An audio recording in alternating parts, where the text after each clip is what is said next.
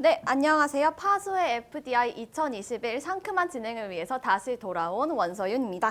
이번 세션은 데이터 3법으로 인해 많은 기업들의 중심에 있는 개인정보의 안전한 활용 세션입니다.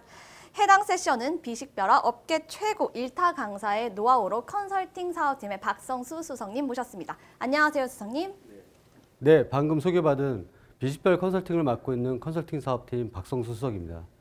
저는 오늘 여러분께 가명 정보를 이용한 개인정보의 안전한 활용에 대해서 말씀드리겠습니다.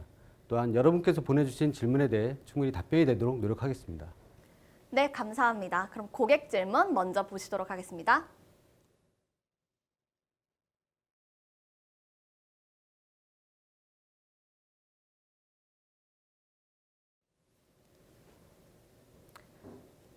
수석님, 먼저 가명 정보가 정확히 무엇인지 그리고 데이터댐과 어떤 관련이 있는지부터 설명해 주시면 어떨까요?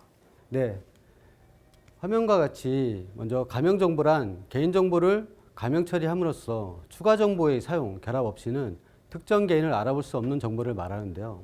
화면의 왼쪽에 김파수라는 개인 정보를 가명 처리한 오른쪽 화면을 보시면 이름은 식별자로서 삭제하였고 나이와 주소는 범주와 핸드폰 번호는 마스킹 처리하였습니다.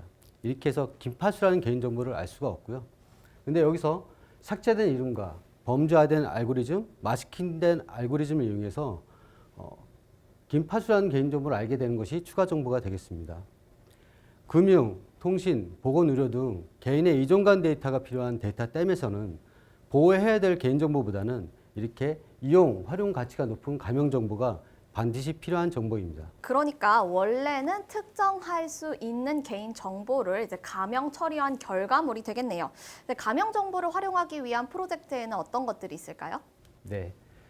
가명 정보를 활용하기 위한 프로젝트는 크게 제3자 간 가명 정보를 결합시켜주는 전문기관 시스템 구축 프로젝트가 있고, 금융거래 데이터를 중심으로 정보 이동권 서비스를 제공하는 마이데이터 서비스 구축 프로젝트가 있습니다. 그리고 개인의 이종간 데이터를 개발하고 학습시키는 빅데이터 센터 프로젝트가 있습니다. 그러면 이미 동의를 받고 조금 더 활용성이 높은 개인 정보를 사실 기업들이 조금 더 가명 정보보다 선호해야 되는 것이 아닌가요? 네. 화면을 보면서 차이를 좀 말씀드리도록 하겠습니다. 왼쪽부터 빅데이터 센터와 마이데이터 서비스 기관은 동의받은 개인정보를 수집해서 이용하게 되는데요. 동의받은 개인정보는 1:1 타겟 마케팅에는 유용하지만 데이터 학습 모델을 개발하는 데서는 가명 정보가 더 활용 가치가 높습니다. 사례를 들자면 애플은 작년 가을부터 iOS 14 버전을 릴리즈하면서 광고 식별자 수집 기능을 사전 동의 방식으로 바꿨습니다. 이로 인해서 사용자 행위 분석을 고도화해서 개인의 식별된 정보 수집 방식을 탈피했던 것이 좋은 사례고요. 먼저 화면에서 보시다시피 오른쪽에 보시면 원본 개인정보는 정보 주체의 동의 의사에 따라서 활용에 제약이 존재하지만 한번 가명 처리된 가명 정보는 목적 달성까지 합법적으로 사용이 가능합니다. 가명 정보가 데이터 3법에서 핵심 사항인 이유가 여기 있습니다. 정말 가명 처리가 이제 데이터 자산화의 기본이라고 말할 수 있겠네요. 그렇다면 기관들은 가명 처리를 어떻게 시도할 수 있고 그 가명된 처리 결과를 어떻게 활용할 수 있을까요? 네. 말씀드리는데 기간 유형별로 설명드릴 수 있을 것 같습니다.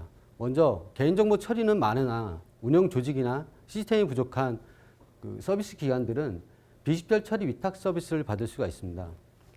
그리고 빅데이터 센터나 마이데이터 서비스 기관처럼 조직이나 시스템이 충분히 갖춰져 있는 곳은 비식별화 마스터 플랜 컨설팅과 비식별 적정성 진단 컨설팅을 받으시면 좋습니다. 그리고 제3자 간 가명 정보를 결합시켜주는 전문기관의 경우는 개인정보보호위원회나 중앙행정기관의 장으로부터 지정 심사를 받을 때 필요한 컨설팅을 받으시면 좋습니다. 참고로 전문기관은 3년마다 재지정을 받아야 합니다. 여기서 비식별 적정성 진단 컨설팅의 경우는 컴플라이언스 보호 수준을 측정할 수 있고 최신 정보 노출 통제 기술을 반영할 수 있어서 연 1회 등 주기적으로 컨설팅을 받을 것을 권장드립니다. 네, 앞서 말씀드린 기관별 컨설팅 서비스 유형을 고객 니즈, 비식별 절차 및 가이드부터 비식별 정보 사후 관리별로 니즈를 나누어서 컨설팅 유형을 총 4가지로 정리한 도표입니다. 나중에 저희 장표를 참조하셔서 적절한 컨설팅 서비스를 받으시기 바랍니다. 보니까 정말 서비스들이 많은데 현실적으로 이런 전문적인 서비스를 또 만족할 만한 수준으로 제공할 수 있는 기업을 찾는 것이 굉장히 어려울 듯합니다. 이런 현실 속에서 파수만의 차별화된 강점을 말씀해 주신다면요? 네. 저희 파수는 2016년도부터 비식별 조치 가이드라인 기반의 비식별 사업을 진행하면서 개인정보보호법, 신용정보법 외에도 공공데이터법, 데이터 기반 행정법, 생명윤리법 등 다양한 컴플라이언스 기반의 사업을 수행하는 전문 컨설턴트 그룹을 운영해왔고 그들이 수행한 다수의 레퍼런스와 검증된 방법론을 보유하고 있습니다. 이에 산물인 최고 성능 비식별 솔루션과 데이터 보안, 어플리케이션 보안 솔루션 및 정보 보안 컨설팅 리더라는 강점을 말씀드릴 수 있을 것 같습니다. 네, 이렇게 파수의 비식별 컨설팅을 받은 후에 고객이 해야 되는 후속 조치들이 있을 텐데 컨설팅 이후 또 필요한 것들이 있을까요? 네. 사실 그 업무 준비는 컨설팅으로 해결할 수 있지만 후속 조치로서 그 업무 수행을 지원해 줄 수 있는 시스템 구축이 또 반드시 뒤따라야 되는데요. 화면에 보시는 바와 같이 현행 모델은 개인정보 처리 시스템과 또 연관된 시스템, 연관된 비즈니스 업무들이 개별적으로 관리 운영되고 있습니다. 이것이 투비 모델로 전환됨에 필요한 것은 개인정보 처리 시스템과 관련된 다양한 시스템 그리고 관련된 업무들 R&R이 컴플라이언스 기반에 맞춰서 유기적으로 작동을 해야 되는데 이 작동을 시킬 수 있는 전문화된 솔루션이 필요합니다. 저희 파수 어널리틱 DID는 가명 임명 처리 자동화 플랫폼으로 빅데이터 처리 퍼포먼스나 앞서 말씀드린 투비 모델에서 유기적으로 업무에 적용할 수 있는 모듈화된 구성과 다양하고 유연한 API 구조 그리고 데이터 3법 컴플라이언스를 준용하면서 국내 최대 레퍼런스를 보유하고 있다는 강점을 말씀드릴 수 있을 것 같습니다. 역시 파수의 애널리틱 DID가 시장에서 정말 많은 기업들에게 선택을 받은 이유를 알 것 같은데요.